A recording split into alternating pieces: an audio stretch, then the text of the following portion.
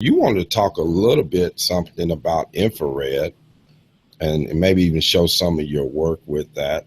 So what do you have for us today with the infrared? All right, let's see if I can get my screen here shared. I was actually, while we were talking, trying to find something that I could.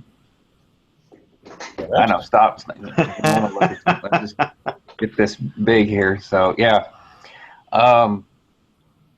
So I stumbled on this back in 2009. I was working on a project, and what I did was our cameras are sensitive to infrared, and so I removed the actual filter that blocks the infrared light, and then I put something in it to block the visible light.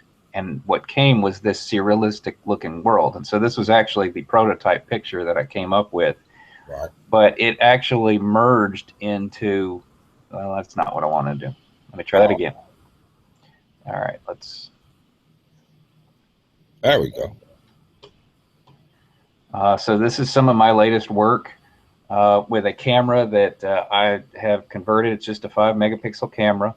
And what I do is I bring the images in, and I swap the red and the blue channel, except for that one, that's a film image. But I swap the red and the blue channel, and then maybe do a couple other tweaks. But what you get is plants don't use infrared light, so they reflect all of it, just like they don't use green light, so they actually reflect that back. And then, of course, the blue is just a false color blue that's from swapping the red and the blue channel. Mm-hmm. And I've done this to probably about a dozen cameras. And I mean, it's certainly something out of the box that you wouldn't think to do with a camera. And it's increasing in popularity because it was actually very difficult to do in the film days. That's probably one of the reasons that I did it. But yeah, just a few other images here just to kind of give you an idea. There we go. Let me try that again. So let me full screen size that. So here's the actual filter that I'm removing from this particular camera. When you actually look at your camera, you'll be able to see the, it's just got this aqua greenish looking with like a red kind of reflection to it. And what I was doing was putting the 3.5-inch diskettes, with the actual medium that it saves the data. You know, it's hard to see through it. It blocks visible light, and I was putting that in front of it. Or C41 processed film, the section that was completely exposed to light, that is now almost black. Infrared passes right through that, and so I would take a camera that once did this, and then now with and this is without any filtration whatsoever. This is what it looks like when they don't block the infrared light. And then I came up with the stuff that you saw there. Right. Another feature of infrared is that the wavelength is longer, and so it is actually underneath my shirt here. I've got a bill, some money underneath my shirt. Mm-hmm. And in infrared, you're almost able to see right through it. Wow, that's pretty cool. Yeah, just block, and that was something that people were using a while back to go out to beaches and be creepy, but. And here's another, on the back of our actual money, there's sections on there that do not reflect visible light. Right. Or infrared light. And so there's these bars here that just completely, it looks completely blank on an infrared camera. So, yeah, I mean, that's how I stumbled into it. I was using it to detect camouflage.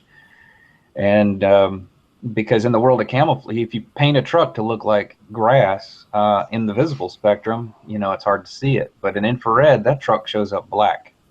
All the grass shows up white. So it's like, there they are. And it's something that they were doing during World War II to detect the enemy, but it never really caught on. Right. Let me ask you this, Christopher. What's the cost of converting one of your cameras to shoot in infrared in the method that you're using? What's the cost? Really not anything at all, because I was a technician. I used to repair to the component level electronics. And so for me to get into a camera and take it apart and replace the filter, it's not a big deal. But if you did this to like, you know, a newer camera that you want, like let's say you've got a Nikon D90 or maybe even something newer, the Sony A series camera, something like that, or you can send them in. They'll it cost you about $500 to convert it the way that you want, and they've got a clean room so that they can, you know, take it apart in a dust-free environment and put it back together, and you don't have to worry about that. And so that would be the way that I would go if I was really going to start doing this for more than just a hobby. Right. But right now you can just take an older camera and do this, and it's not that risky. Right. Like you said, a 5 megapixel, 8 megapixel camera that you can convert just as a hobby, as you're saying. Yeah, and a lot of them will convert. Some of them won't. It depends on their focal length, because you definitely have to make sure maybe it's got a macro setting in it, because the focus on infrared is different than it is for visible light. Yes, we know that using the older cameras, the older lenses used to have an infrared mark that you had to dial it in to shoot the infrared. You had like a little dot on your lens that was your infrared mark if you was going to shoot infrared film.